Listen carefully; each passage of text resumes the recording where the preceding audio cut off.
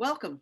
I'm Joyce Tischler, Professor of Practice in Animal Law at the Center for Animal Law Studies at Lewis and Clark Law School. I'm delighted to be in conversation with Naima Mohammed, who's the organizing director of the North Carolina Environmental Justice Network. First, a little about Naima. She's been a community organizer for NCEJN since 2001. She's led statewide efforts and supported grassroots efforts for environmental and social justice. Since 2014, Naima has served as Director, Community Organizer at the North Carolina Environmental Justice Network. North Carolina Environmental Justice Network is a grassroots, people of color led coalition of community organizations and their supporters who work with low income communities and people of color on issues of climate, environmental, racial, and social injustice. Welcome, Naima. Thank you, Joyce. I'm happy to be here with you all. And thank you for the invitation to do this. Yeah. We're going to talk about concentrated animal feeding operations. The acronym is CAFO. And that is something that the Environmental Protection Agency, it's a term that they use to refer to factory farms, okay, where masses of animals are raised inside. And I don't like to call those factory farms because they really aren't farms, they're factories. So I'm going to refer to them as CAFOs, and we'll be talking about CAFOs. But we're talking about the impacts of CAFOs on human beings today and on climate. So let me ask you something. Can you describe in North Carolina where these places are located and how that implicates environmental and social justice issues? Okay. Yes. And first of all, I will acknowledge that you did the same thing we've done here in North Carolina is wrestle with the way they term this agriculture, industrial agriculture. We don't call it farming either. We call it operations. And so CAFOs is the agreed upon name by everybody, and that stands for Concentrated Animal Feeding Operations. And these operations in North Carolina, the pork industry, as we refer to them, began coming into North Carolina in the early 1980s. And when they began coming, they first looked at this area in the western part of the state called Pinehurst, which was a white golfing community. And that community was like when they really looked into what is this gonna be and what does it look like and what's gonna happen, when they looked at all of that and determined that they were talking about confining animals in small houses and having some kind of waste management system, that that community was like a golfing community said, we're not getting ready to have this kind of behavior out here while we're trying to play golf. And so they were able to run them off, but they had the economic power and the political clout behind them to do that. Their representatives stood up for them. Their state representatives and their local government went along with them. And that's what happens when you're dealing with people that's got money. These people will listen.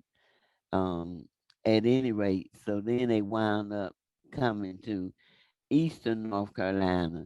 And Eastern North Carolina is predominantly low income communities, uh, communities of color, um, large populations of African Americans, Latinx, Native American communities.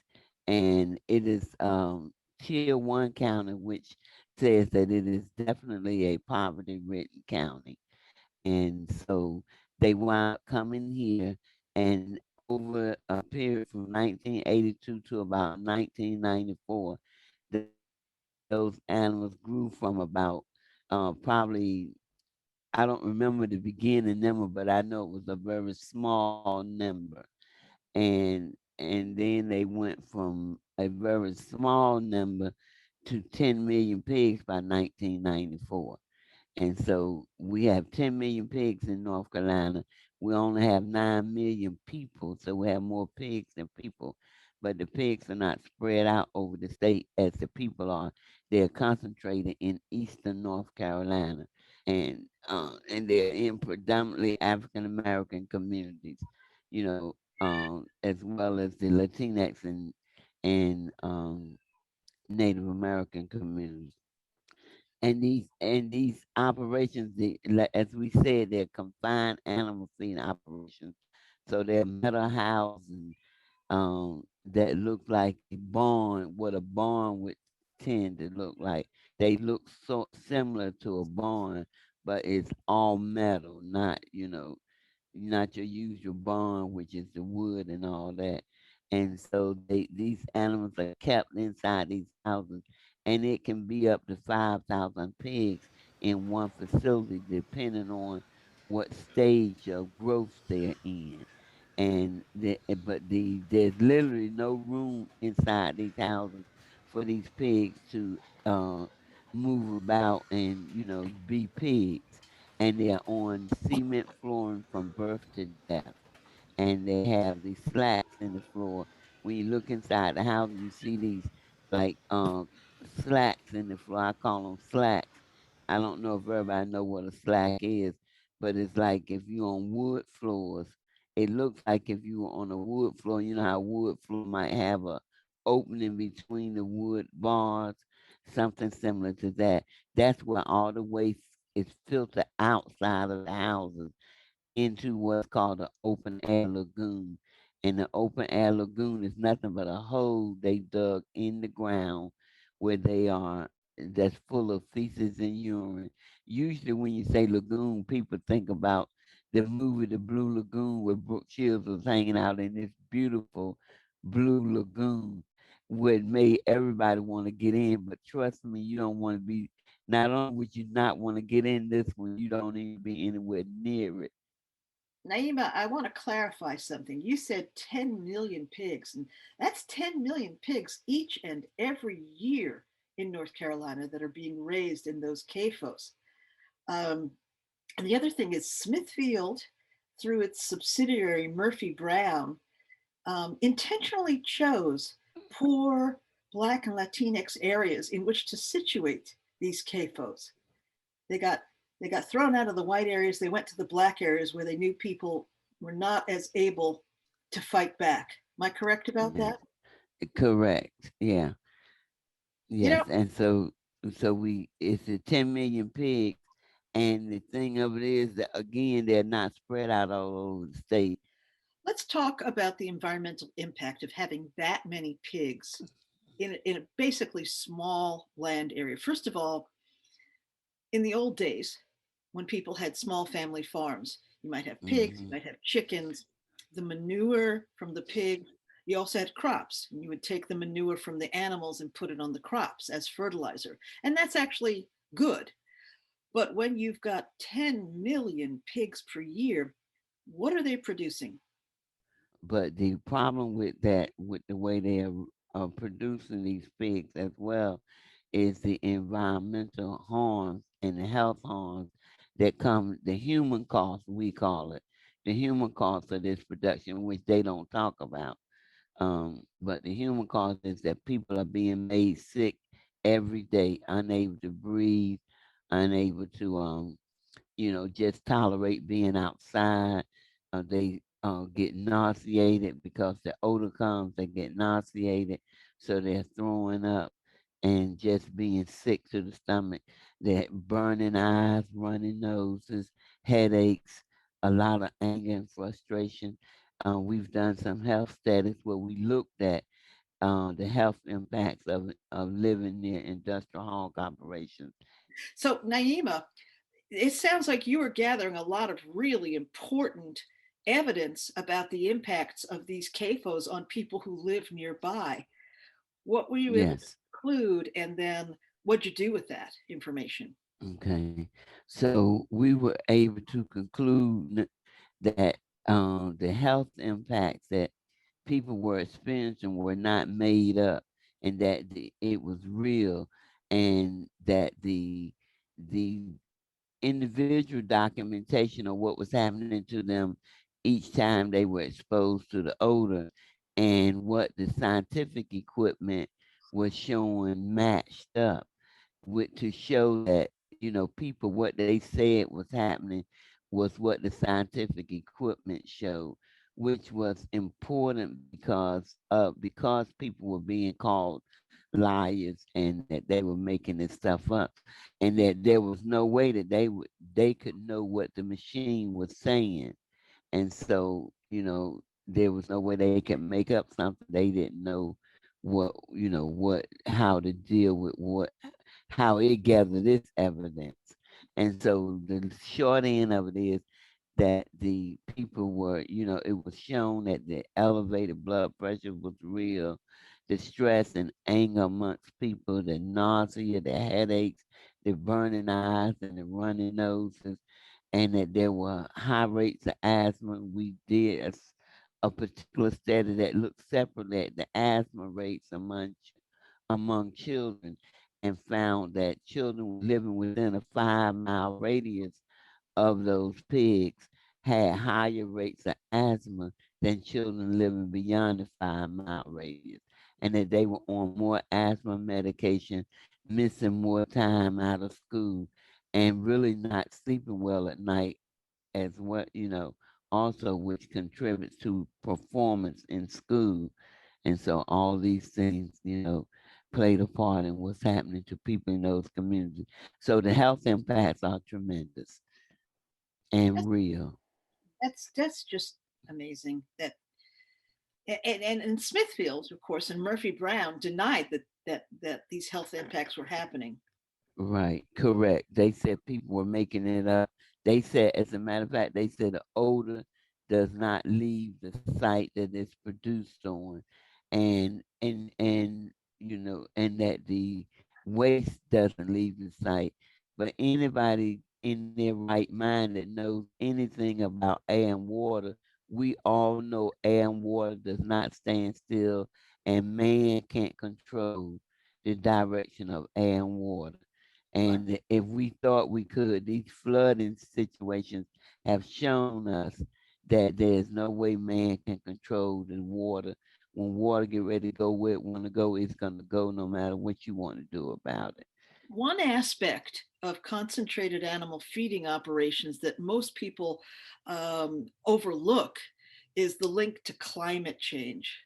Yes, Um, and climate change is something that we're experiencing now all over the planet. And one way that it's playing out where you live is the hurricanes and the flooding. yes, Um, yes. can you talk to how CAFOs and climate change interact? That these 10 million pigs that we're talking about in eastern North Carolina are eastern North Carolina is the floodplains in this state, and so it's prone to flooding. And we've seen it over and over and over, from Hurricane Floyd in 1999 that broke a 500-year floodplain. Then we had Matthew in 2016, Mike in 2017, Florence in 2018, and Dorian right behind Florence. And so, in all of these situations, all these animals that we're talking about were flushed out of these houses into the waters and died. And so you had millions of dead pigs. But not only pigs, these same communities are home to the poultry industry. So you got chickens and turkeys in massive numbers in these same communities where the pigs are. And then so you had, you know, thousands of chickens and turkeys, dead chickens and turkeys that spilled out into the water, as well as those lagoons that's housing that waste. That waste was flushed out into the water. We had coal ash flushed out into the flood waters, and we had PFAS and human waste treatment plant spilled out 600,000 gallons of human waste into these same waters. So you got all this mixture of contamination, as well as coal ash. I don't know if I said that. Coal ash pits that spilled out as well. So you got all this combination of contaminations in the waterways in eastern North Carolina. Every time you get a flood, you get this kind of contamination being spilled out. And so that's a prime example of environmental racism. When we talk about environmental racism, we're talking about a condition that exists solely because somebody else thought it was okay to dump all of this stuff, in one area, and that is specifically looked at communities of color and low income communities. And we say this was done because they perceive these communities not to have the political economic clout to fight off these industries. For someone who's watching this who doesn't live in North Carolina, why should they care? Are there CAFOs in other parts of the United States?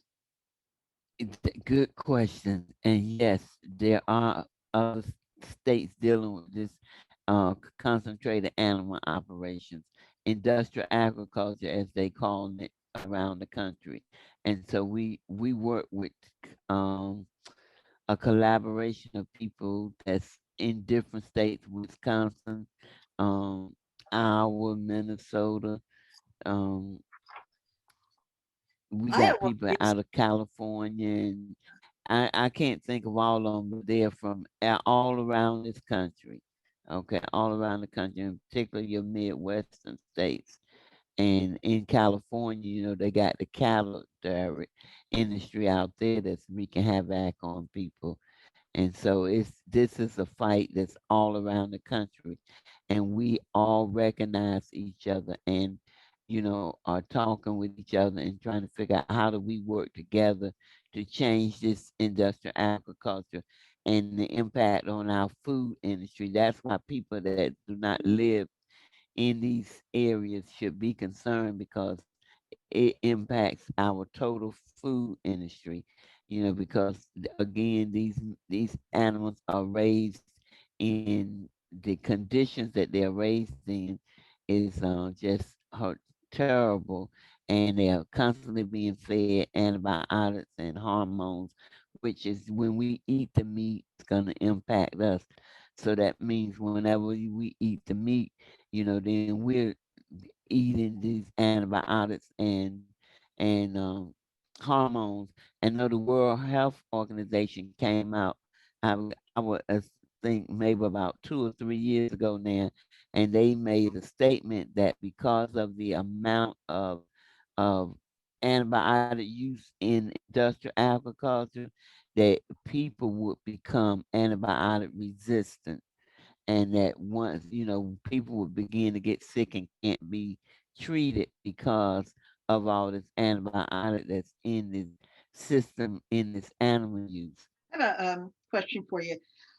What does the North Carolina Environmental Justice Network do to empower these communities to fight back against this environmental racism and injustice? Okay.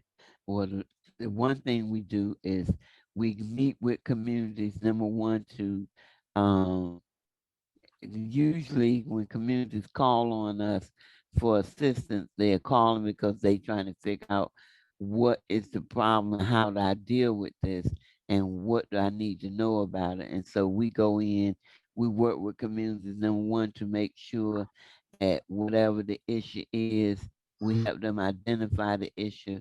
Then we will, and I help them identify what possible effects and impacts this could have on their community, and then help them develop ways to talk about it, and develop talking points for, in other words, get them the information they need to be able to, and legibly and intelligently talk about what's going on with them, what's happening in their community, why they're concerned about this, what are the health impacts, what are the environmental impacts, what are the economic impacts, because all these things take a toll on people's health, it take a toll on their property value, it takes a toll on their quality of life, their right to enjoy their air and water. As a matter of fact, it denies them their basic human right of clean air and clean water. And, and so all of these things are usually people don't think about that. So we just kind of help channel people's thought patterns and help and assist them with organizing their communities, making sure number one, we always encourage to become a unified body in the community, make sure everybody know the information, put it on a flyer, develop flyers, develop little brochures that inform people so that everybody know the same thing and that you're meeting together as a community talking about what's happening with you. What do you want to see change? How do you want it to change? As I listen to this, I just, it brings home how the work of the North Carolina Environmental Justice Network is so critically important in your state and in other states as well with the coalitions that you're part of. This work needs to be done. I hope people will support you in your work so that you can continue this vitally important work. And Naima, I think you personally are a national treasure. You are just Well, out thank there you. every day, just hitting the pavement, doing this work. It's got to seem overwhelming at times, but thank you so much Mm. for what you are doing. Well, thank you, Joyce. But I will clearly say I don't ever feel overwhelmed. I get pissed off, but I don't feel overwhelmed. And I always tell people I probably have more fun than anybody else in the state because I love the work that I do. I enjoy working with people. I enjoy seeing people change their minds about they become informed, that it changes their mind about what they think they can do about their situation. People feel powerless, and then you get them the right information, and they become empowered to say, I can do this, I can do something about it. And so we may not win every battle, but we fight like hell in every one of them. So, That's great. and we don't win them all, but we don't lose them all either. Thank you so much for taking time out, Thank you. being with us, and best of luck Thank to you you. in your work. Thank you so much. It's been a pleasure talking with you, and I look forward to our next meeting encounter. You bet.